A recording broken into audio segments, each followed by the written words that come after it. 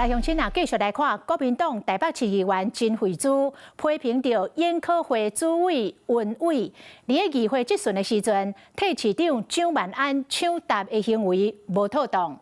結果親拿的賣獎專業鄭克爽發起着活動，來投票予伊。陳惠珠今仔日出面來指控，講鄭克爽意圖使人無當選已經違法。鄭克爽冒破文來回擊，講陳惠珠若當提出着證據，就要捐出100萬給主審單位。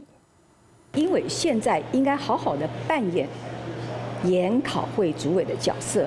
如果蔣市長需要他去擔任總發言人，也可以幫他換一個職位。問題對準台北市研考會主委文偉，國民黨市議員陳惠珠最近批評文偉在議會質詢時陣直直搶答，顛倒予台北市長蔣萬安變作配角。因為主委在議會中跟民進黨議員你來我往、大小聲吵架搶答，這樣的態度，我認為是不適當的。他有理有據，能夠站穩立場，為政策辯護，這是本來他們應該要做的，我都全力支持。蔣萬安出面替文偉講話，不過陳惠珠說要我甲親拿賣獎專業鄭克爽拍開新戰場。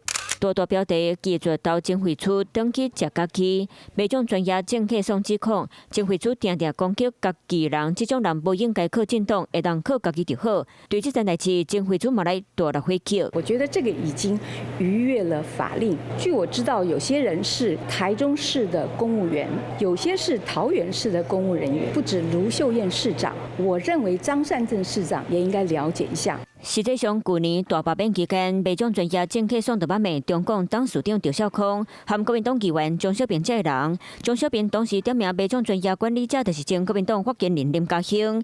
如今陳惠珠嘛講，賣獎專業主持人是台中市政府某米人，佮佮要求台中市長羅秀燕來斗了解，敢有人拿領市府薪水拿做非法代志。林佳興嘛佮一擺佇咧留言的所在講無申請，賣獎專業嘛破文回應，佮一擺發拒絕到陳惠珠，愛伊趕緊提告，嘛要求陳惠珠若是提出鄭克爽提過公家薪水的證據，就捐100萬予主審機構。